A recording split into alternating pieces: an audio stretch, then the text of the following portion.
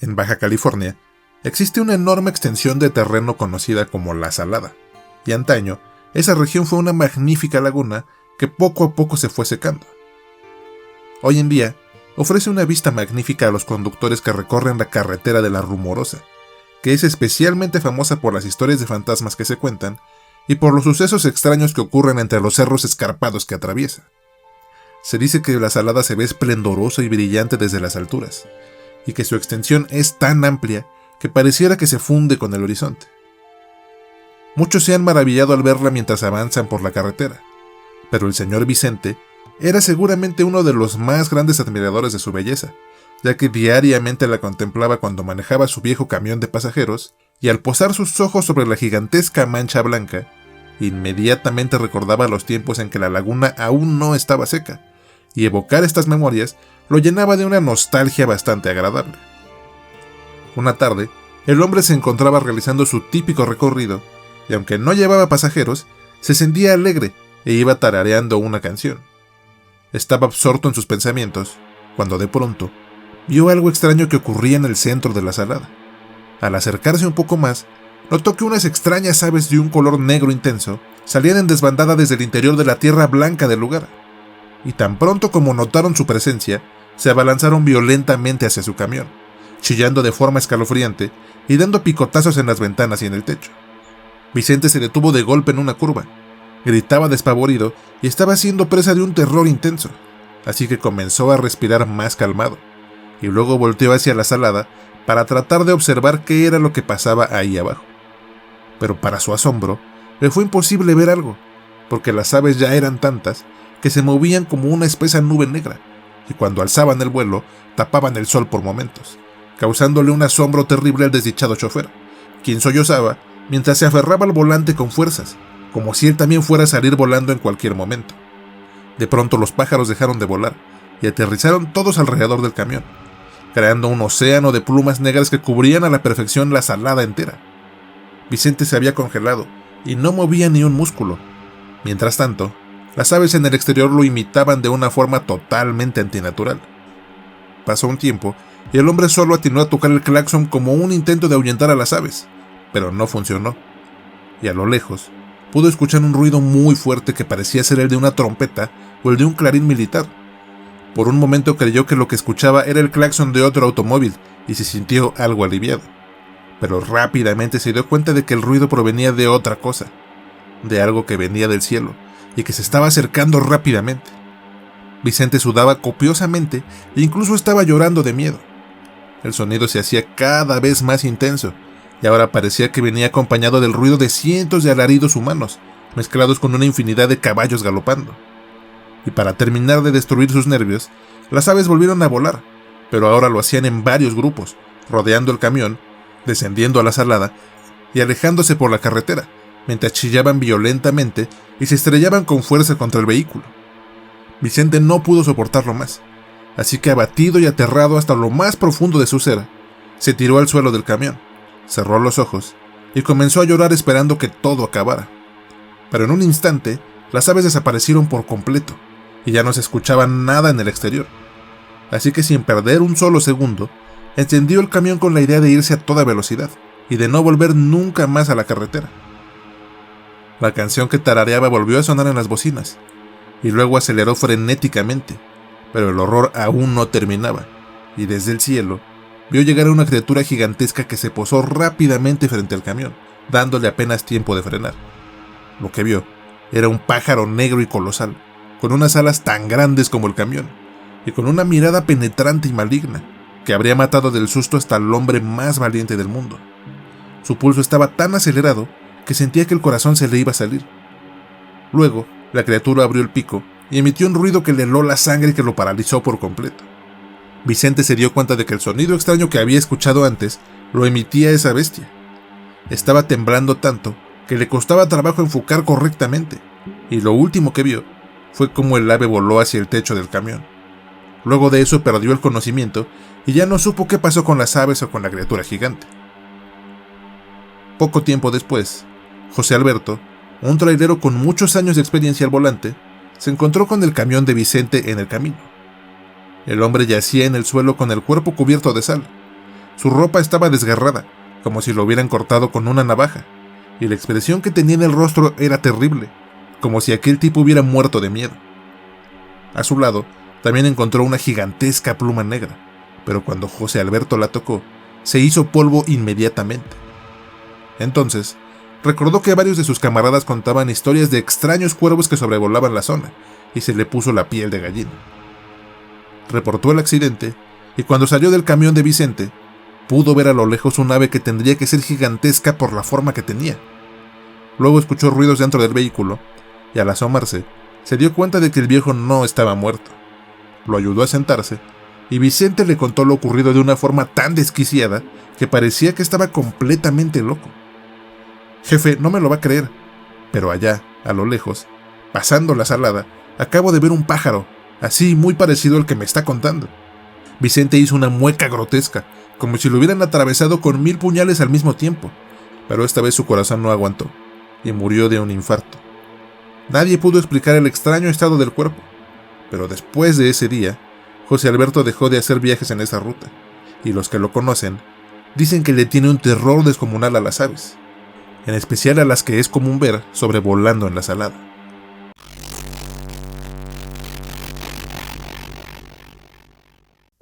En la Ciudad de México existe una calle que hoy en día se conoce como Eje Central, pero hace un tiempo se le conocía como la calle del Niño Perdido, y existen varias leyendas que tratan de explicar el porqué de ese nombre tan peculiar. En la que les voy a contar en esta ocasión, los protagonistas son don Adrián de Villacaña y su pequeño hijo Lauro, quienes arribaron a la Nueva España por ahí del año 1659, tratando de huir o de sobrellevar el dolor de haber perdido a doña Leticia, la madre del niño y esposa del hombre. Compraron una mansión en el centro de lo que ahora es la Ciudad de México, contrataron abundante servidumbre e incluso llenaron sus jardines de animales con la intención de superar su pérdida, pero desafortunadamente, el cambio de aires no ayudó demasiado, y ya sea por la tristeza o por una mala jugada del destino, el señor Villacaña fue diagnosticado con una enfermedad rara que lo estaba matando rápidamente, dejándolo con solo unos cuantos meses de vida. Así que el hombre tomó la drástica decisión de buscar una pareja para casarse de inmediato, porque lejos de temerle a la muerte, sus preocupaciones estaban en dejar solo a su hijo, y si encontraba una buena mujer que estuviera dispuesta a cuidar de Lauro, podría morir en paz sabiendo que el niño estaría acompañado. Rápidamente la noticia llegó a oídos de todos, y docenas de mujeres de todo tipo se presentaron ante don Adrián, quien se enamoró perdidamente de doña Elvira, una mujer de una belleza incomparable, pero que era bien conocida por ser egocéntrica, y sobre todo porque amaba el dinero y los lujos más que cualquier otra cosa en el mundo. Aún así, el hombre quedó asombrado con su figura y con su discurso, así que le pidió matrimonio de inmediato, y a los pocos días, doña Elvira se mudó a la mansión Villacaña, donde conoció al pequeño Lauro, quien, movido por una extraña sensación de ira y por un recelo impresionante, rechazó a la mujer como la nueva pareja de su padre, y le hizo saber que él podía sentir que la señora era una mala persona, y que no la quería en su casa ni un segundo más. Naturalmente estas quejas no surtieron efecto, y doña Elvira se instaló por completo en la mansión, generando una rebeldía insoportable en Lauro, quien estaba molesto todo el tiempo, y le hacía la vida muy difícil a su madrastra, retándola constantemente y discutiendo con ella por todo, sin perder ni un segundo para demostrar el odio que le tenía. El ambiente se había vuelto muy denso en la mansión, y los gritos constantes hacían insoportable la estancia en el lugar, hasta que un día el silencio reinó al amanecer, y mientras los pájaros cantaban en el jardín, don Adrián sufría porque Lauro había desaparecido sin dejar rastro.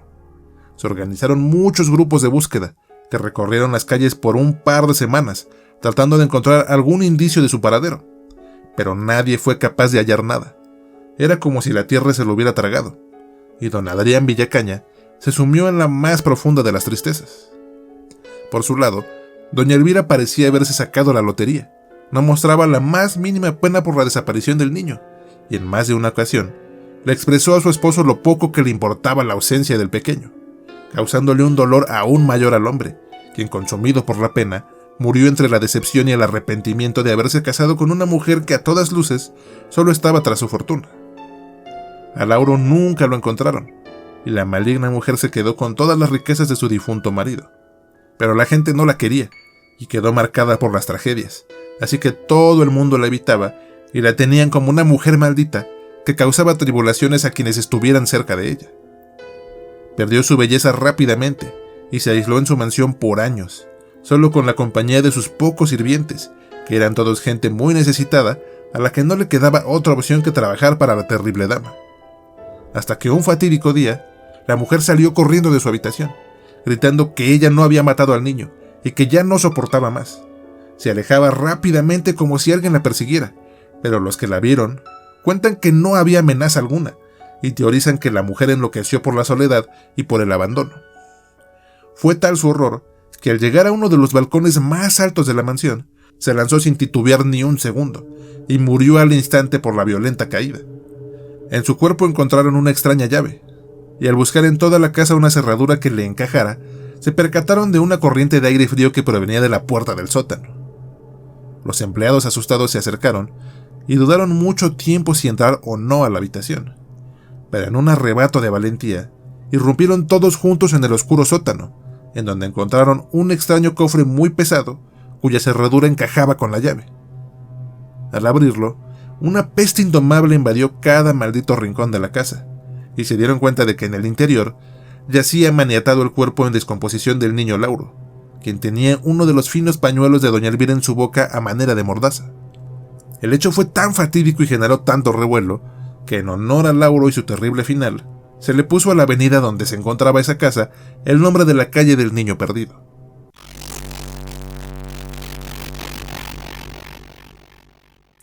Manuel y Julio eran un par de hombres jóvenes que trabajaban en una fábrica. Ambos se hicieron amigos hacía mucho tiempo atrás y solían ser el alma de todas las fiestas. Era común que los fines de semana, terminando la jornada, anduvieran de fiesta en fiesta, tomando hasta perder el conocimiento y conquistando mujeres con las que engañaban a sus pobres esposas. De hecho, a Manuel su mujer ya lo había dejado, porque en una ocasión lo cachó con una joven en la casa de su compadre David, y por más que habían intentado impedirle el paso, la mujer se vio fortalecida por la ira y nadie pudo detenerla, así que irrumpió como un cohete y encontró a su esposo con las manos en la masa. A Julio, su esposa ya no lo soportaba, porque su alcoholismo resultaba ya un grave problema, y no había un solo fin de semana que el desdichado no llegara cayéndose de borracho a su casa, y eso sí es que llegaba. En el pueblo de Temastihuapan ya los conocían a la perfección, y se sabía que donde quiera que estuvieran estos dos individuos, la fiesta se pondría muy buena, porque entre sus locuras y sus ocurrencias lograban animar hasta los velorios. En otra ocasión, Julio había llegado en estado inconveniente a su casa, pero nadie le había avisado que su suegra estaba en ese momento visitando a su esposa, y que de hecho la estaba convenciendo de volver con ella.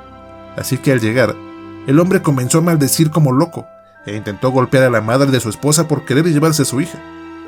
La señora se limitó a escuchar y le dijo que a hombres como él se los llevaba la ciguanaba, y que seguramente no tardaría en llevarse un buen susto por cabrón. Esa misma tarde su mujer se fue, aunque le dejó una carta en la que le decía que estaba dispuesta a darle una oportunidad, pero que debía demostrarle que realmente iba a cambiar su actitud, y que dejaría el alcohol de una vez por todas. Cuando recobró la conciencia, el hombre rompió la carta, se limpió un poco y se fue volando con Manuel, que lo esperaba para seguir la parranda.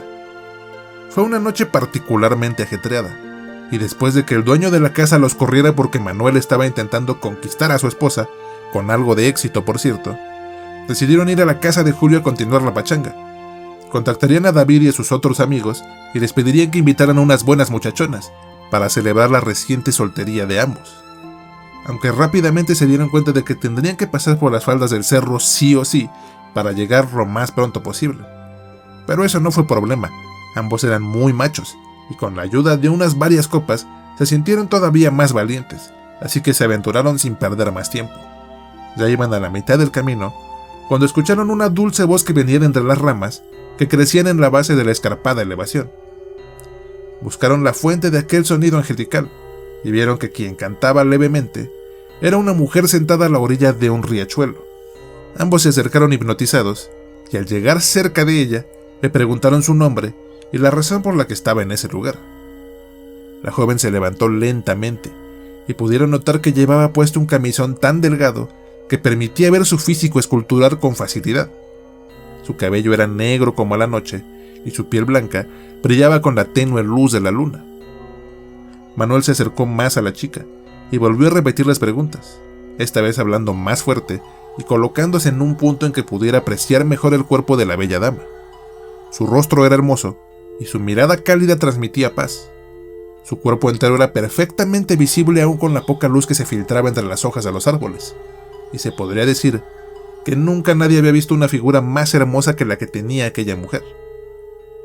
Como no obtuvieron respuestas, Manuel se acercó aún más y le preguntó que si estaba sorda o que qué le pasaba, al tiempo que la tomó del brazo para intentar alejarla del agua. Inmediatamente la mujer cambió su semblante dulce y una sonrisa diabólica se dibujó en su rostro. En un instante su cabeza entera se estiró violentamente, creciendo de una forma desproporcionada, hasta convertirse en la cabeza de un enorme caballo blanco, que relinchaba de una forma espantosa mientras pelaba los dientes una y otra vez, generando un terrible resoplido con el que le llenaba la cara de baba al desdichado Manuel. ¡La ciguanaba!, gritó Julio enloquecido, y antes de dar media vuelta para echarse a correr despavorido, fue testigo de cómo la espantosa criatura devoró a su viejo amigo en un solo movimiento. Luego la bestia le dedicó una mirada enloquecedora y comenzó a moverse de una manera espeluznante, doblando sus articulaciones al tiempo que no dejaba de relinchar mientras pelaba los dientes con frenesí. En ese momento Julio corrió tan rápido que ni siquiera se percató del momento en que llegó a su casa, pero cuenta que nunca se detuvo porque escuchaba los terribles relinchos a su espalda, y eso sirvió para motivarlo a correr todavía más rápido. Después de esa fatídica noche, Julio cambió radicalmente. Ya no se emborrachaba y dejó de coquetear con otras mujeres. Su esposa regresó a la casa, tuvieron varios hijos, pero Julio nunca más volvió a ser el mismo. Si quieres que alguna de tus historias o relatos aparezcan en Relatos Terroríficos y dónde encontrarlos, pueden mandármelas al correo elrincondelosmalditos795@gmail.com, donde las estaré leyendo gustoso, y si logran atraparme, seguramente les dé vida en un video como este. Por último, quiero invitarlos al Patreon del Rincón de los Malditos, y si gustan apoyarme, les estaré eternamente agradecido. Todas sus aportaciones serán destinadas a mejorar este canal y para impulsar los otros proyectos en los que estoy trabajando actualmente. De igual modo, un like, un comentario y compartir este video son acciones que me ayudan más de lo que se imaginan, y agradecería profundamente si pudieran ayudarme de esa manera. Muchas gracias si han llegado hasta este punto, y vuelvan pronto para escuchar más relatos terroríficos y dónde encontrarlos.